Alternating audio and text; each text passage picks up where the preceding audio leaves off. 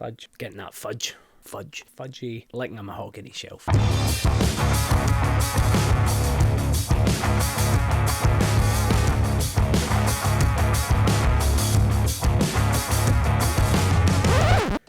got the Chivas 18-year-old. It's not the 25. Not quite stretching that far, but I've had this for a couple of years. And it's one of those things that you get whiskies and you save it for a special occasion, but really, you end up going, oh, I don't know what the occasion is, I don't know.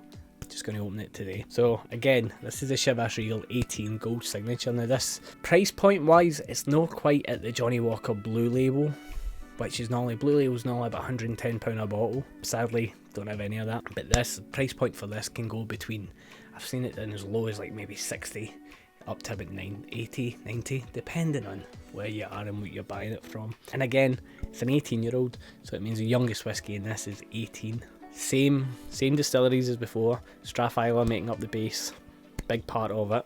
Really good whiskey. Chivas Regal, 18-year-old. As I said, every drop in it, youngest in it is 18 years old, so we're happy with that. Now, how this is meant to be is it's again balanced and smooth, and it's got that. Now this one apparently mentioned orange peel, zest in orange like old Richard Blackwood. Chop chop chop. Malted barley, vanilla fudge, touch of spice, and then apparently dark chocolate and a touch of wood. It's all oak casks in this one, so it's just oak, and it can either be Scottish oak or American oak. They don't really make a big deal about the actual cask, but the casks are made by the refineries, so, and the distilleries. So let's get into this one. 2 years I waited to open this. Oh, there you go. See, it's the little things. Getting that fudge, vanilla fudge, right off the bat. Brilliant. See this off. Oh, I said that. Love it. Get that vanilla, aye, fudge. The orange peel, I don't know. To be honest, it just smells to me. And when I say vanilla fudge, I don't mean really sugary. I mean like that warm. You ever seen Rolly's Fudge Shop? I've got them down south. I don't know if they've got them down south. I mean England, where I live. That kind of fudge shop smell. You know, no like a tablet, a Scottish tablet, but like a fudgy, a warmth to it, a nice welcoming warmth. Remember when we used to be able to go outside? Those were the days. Malted barley, orange peel, let's see what we get. Smooth. Christ. You don't even get that. Immediately, there's that, it comes a little bit later on that one. You get the warmth just a little bit later.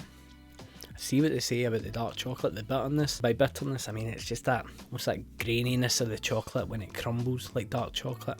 Milk chocolate's quite fatty, so it's got the smooth texture, but this has that little bit of bite, touch of wood, I don't know. To me, probably maybe I like a mahogany shelf. If you remember when you used to lick things? You're not allowed to do that anymore. But like licking a mahogany shelf. So not an overpowering bite of wood, just a lick. That's what it's like. It says in the taste notes marmalade. I'm not getting marmalade. Could just be me. Everybody's different. There's no right or wrong way. But to me, no getting it. A wee bit of water in. Oh, aye, maybe get the wee bit of fruit in there. Oh, all right. Aye, weird. It's a wee bit spicy. Didn't know see that coming. The biggest distinction that I found is this is so much easier to drink than the 12. The 12's not hard to drink. So I remember years ago, Big Jamesy, big mate of mine, now lives in Australia, could have any whiskey. We worked in a bar and we had little whiskies along the shelves, and we used to have a lot of Scandinavian people would come in and order the 25-year-old Highland Park, and at that time it was expensive. It was $7.20 for a 25ml measure. Now if you know anything about whiskey, Jesus Christ, £7.20. But we saw that as expensive because you could get them all of the month for £1.80. So why would we pay £7.20 for that? And it was Big Jamesy's birthday, and he was emigrating to Australia at that point with his missus, and he said to Nancy, our boss, went, "It's your birthday, what do you want to drink?" And he went, "Oh, have that 25-year-old Highland Park. Oh, treat yourself." So he got it. And I remember him saying this at the time. You gotta remember, I'm like 22, a long time ago, and he said, "Christ, that's the smoothest thing I've ever drank." That little story, anytime I've had any whiskey over maybe 16, 17 years old. It's the smoothness that shocks me, of how smooth the distillation process is, and it's no lower in alcohol, no by any means, it's not that. There's just such a refinedness to the taste, and that's the difference between the 12 and the 18 here. This is just... You remember how the Auchentoshan Freewood was a breakfast whiskey? Oh, I think this is your 11sies. It's your tea time, first tea of the morning whiskey. That's just... I'm going to use this one. That's delightful. It's been sitting on my shelf for 2 years, and I'm only opening it now because of the lockdown. Christ. Let's see how it goes with the beer.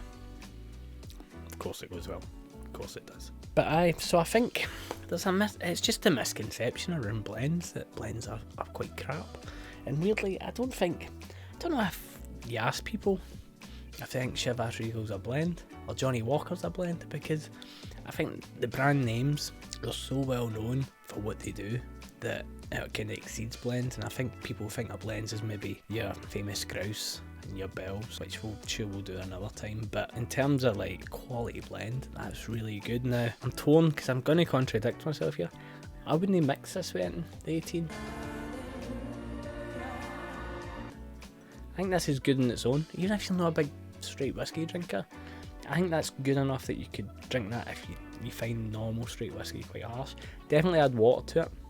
Now I know you just want to know about the smell and the taste, but to be honest, what I've said, that fudginess, that sweetness. Now the butterscotch in the 12, so you've got the butterscotchness in the 12, which isn't dominant, but it's there.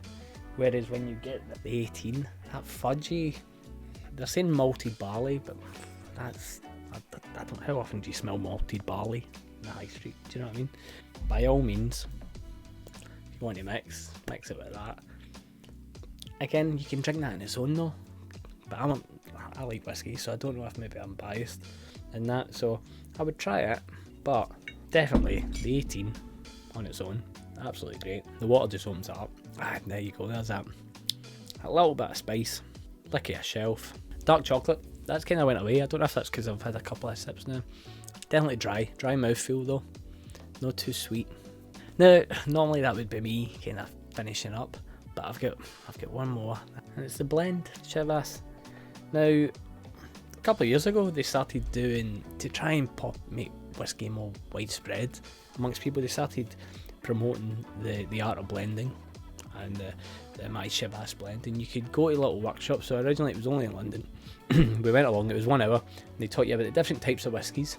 Then you got to mix and match and pour different whiskies into a beaker, smell it, taste it, and when you were finished with it, you wrote down your instructions and you bottled your own little whiskey. I did it and I gave it to my dad, and my missus did it and gave it to her dad, and neither of them drink whiskey, so it's probably just sat in a shelf somewhere. It came back the next year, we went again, but we were work colleagues, and we did it, and on this lovely little tag they gave you was to write your percentage of what you added, and they had floral, fruity, creamy, citrus, smoky. They didn't want to confuse people, so they made it just more generic names, whereas the year before it was Islay, Speyside, Highland. I went and got this off the shelf tonight, I've not touched it since, and I was like, right, great, let's see what I've put in it. The problem with these sessions was you had all these bottles of booze in front of you, and you're with friends and colleagues and whatever, a little bit tipsy. So what I've blended with is, I don't know if you can see that, it just says Yas, smoky is life. So I have no idea what is in this bottle. We're going to give it a try. Not quite as satisfying, but seatbelt on. There's smoke. It's not too smoky, but there's smoke.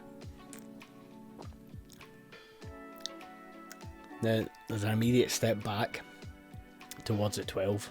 And now you've got to remember I've made this, so you'll never get to taste this. It smells alright. It's quite neutral. It's not too smoky. It's not too wisp of smoke. Wisp of smoke. A bit like the 12. Not as good as the 12. They'd released blend your own, like the art of blending kits at home. I never managed to pick one up. I wish I had. And you could do what they were doing at these sessions. You could do it at home. People have jumped on the gin bandwagon. People are collecting gin. Anybody can make gin, and I say that as if I'm going to do it, but whiskey's always been quite cost prohibitive, and I like the idea that these were quite cheap and you could just bang them out, people could try it, but there's an inherent risk because you could very easily put a wee bit too much highly smoky, boom, you're no going back. Can't get that back. Point being is the art of blending, great idea. I would love to see that again. Hopefully they bring something like that back out. Whiskey's on a bit of an upturn. As far as amongst kind of friendship groups anyway, I think a lot of people do it. Like when we go out, Andy loves his whiskey and soda now. I'm just giving him a shout because he's been playing some mad online game during the lockdown. This game, 25 seconds. Well done, mate. Loads of people are drinking it because it's just an easy drink. Once you get to a certain point, whiskey soda, just give me that. And I know that whiskey, ginger beer and lime, other brands have been pushing that. Great, just get involved. Anything we can do to make whiskey a bit more debunk it. You had it with real ale for a long time with the camera mad ones, the old boys, and you had this new wave of craft beers come along. Whiskey needs it. Whiskey needs a bit of freshness to it. It's just a drink. Enjoy it. Don't be put off by it. Chivas, great blends. Buy them in supermarket, get them, take them off the shelf, get them drunk. Really hope you enjoy the videos, guys. Gonna keep making them during this lockdown. Nothing else to do, really. If you've any requests, let me know. I might have it. Cheers for watching. This has been Xhiefs Drinking. Hope you enjoyed it, and I'll see you on the next video. Right.